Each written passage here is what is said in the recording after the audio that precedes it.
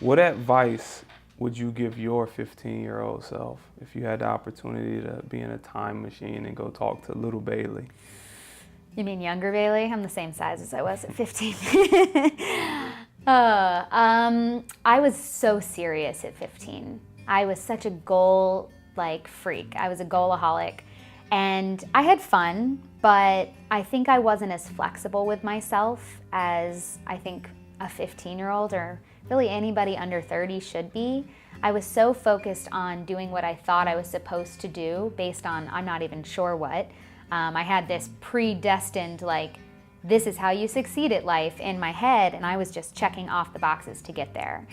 And it wasn't till I was 25 that I hit that point where I was like, I don't even want any of this. Who made this up? I chose this path that nobody forced onto me, that I just thought is what you were supposed to do. And so I had a lot of undoing to do 10 years later. That, again, I don't regret because it got me here right now. I would not be where I am if it weren't for those 10 years of hardcore goal checking. But I think being more flexible with yourself and allowing yourself to constantly reinvent this path of success and deciding what that means for you.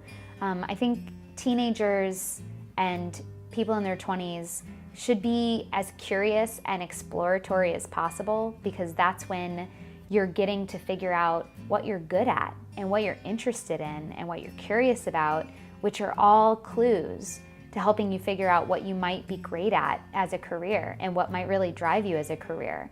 I can't tell you the amount of people under 22 who are like, well, I just need to hurry up and get into my career path. I'm gonna be behind. And I'm like, behind who? You're the only one racing this race. And I know there's a lot of pressure to get out in the world and start making money. And that's not to say you can't do that, but don't be so tied to this outcome that you think you know is the outcome. We let our 18-year-old selves decide what we're gonna do for the next 40 years. That's bananas, right? My 18-year-old self didn't know anything about what 33-year-old me was gonna want, right? 15 years later, I could have never predicted what would make me happy today. So I think knowing that and being able to say, I'm gonna keep changing. I'm gonna keep finding new things that I'm excited about. I'm gonna keep honing the skills that I'm naturally good at. I'm gonna keep finding things that I'm good at. I'm gonna be more flexible with how I choose to go through my life. 5-year plans are too long, right? 2 to 3 year plans, max.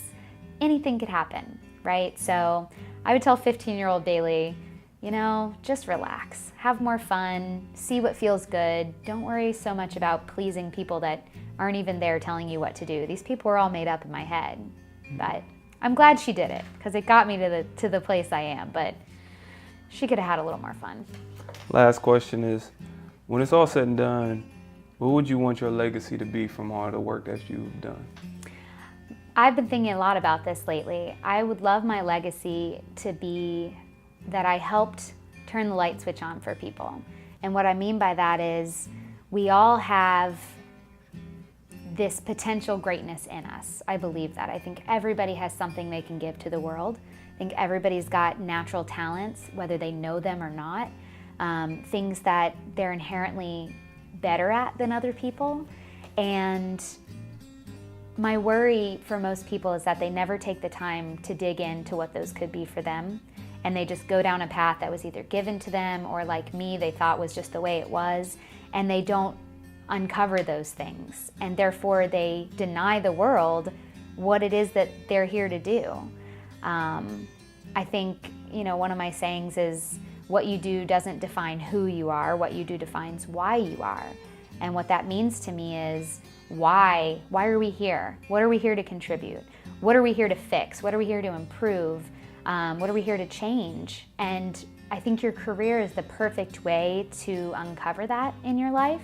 And so it can sound selfish to think, well, I'm just gonna, really reflect every year and I'm gonna dig into what makes me happy and feel like I have purpose. But I think it's the opposite of selfish.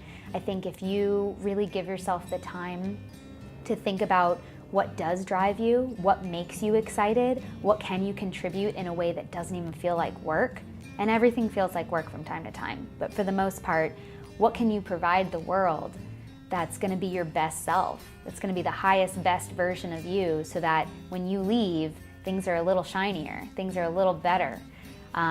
So my goal in life is turn on that light switch for people to help them see that there's something in them too. They just need to kind of pay a little bit better attention to it than maybe they were taught to. Because if everybody was better at their jobs and they loved what they did, I mean, who can be mad at life when you wake up every day feeling like what you do matters to some extent? I think it's just impossible. Thank you for watching A Wise Way. Subscribe to stay updated, share to pass the knowledge, or view our other videos on the left.